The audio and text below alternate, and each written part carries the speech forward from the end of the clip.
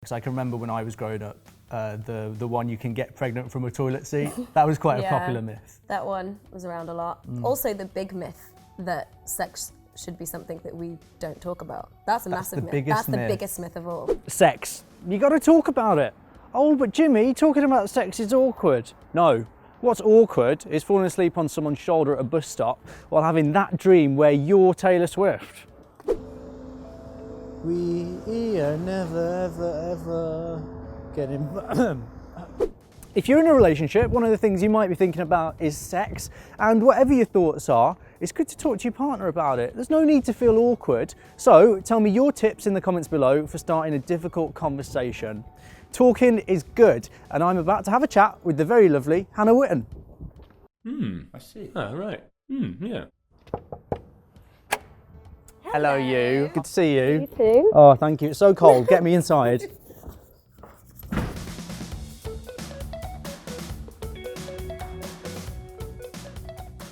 So for those who don't know, those people who've been living under a rock, you make videos all about sex. They're entertaining, but they're informative as well. Yeah, I like to call them edutainment. Edutainment. Yeah, I like that. Why did you decide to go down that route? Why sex? I think it was because when I kind of started to grow an audience on YouTube, I noticed that they were like teenage girls, and I'd had like a relatively good sex education growing up from my parents and from teachers.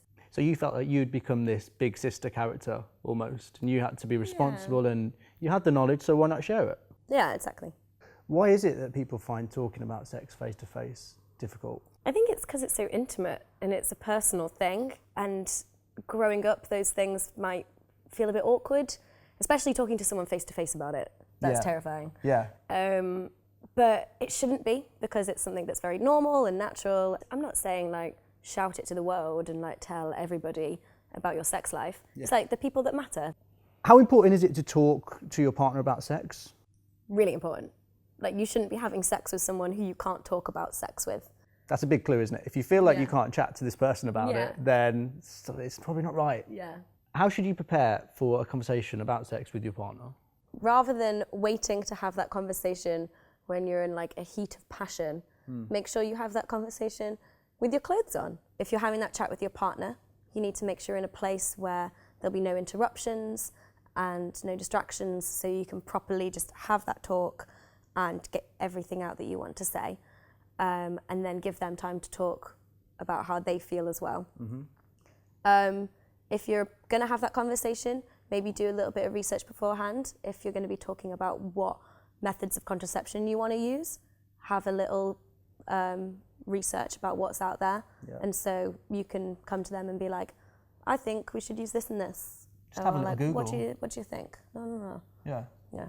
Other than your partner, who else would be good to chat to about sex? Your parents, if you feel comfortable talking to them about sex. They've been through it all. They know it, they get it. Certainly a good way of breaking down the awkwardness as well. Yeah, definitely. Your friends, your peers, because you're all the same age, might be experiencing the same things. And then of course you can go to your doctor, because that's confidential, and there's also loads of sexual health clinics, and they'll give you free advice and free condoms. Free leaflets, free everything in sexual health. You just go there and clean up. Yeah. Take everything. They're so helpful, and it's all confidential. And if you feel embarrassed or a bit awkward about it, just remember that they have these conversations with people all of the time. And they're really nice. Yeah. Well, thanks for talking to me, Hannah.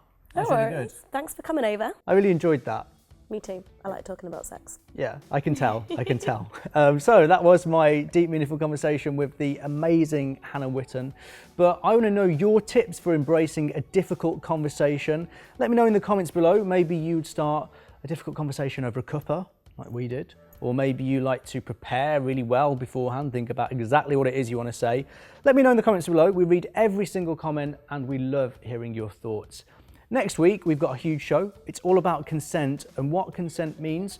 I'm going to be joined by musical Bethan and Jack and Dean. You're not going to want to miss it. I'll see you then. Bye. I see. Oh, right. Yeah. So I thought one way, Hannah, maybe of having an awkward conversation is do it back to back. Yeah. That way This is so much easier you than don't have to looking look at at your the face. person. I remember making up my first girlfriend, who I supposedly had sex with. This works quite well. This is the answer. Back-to-back conversations recommended.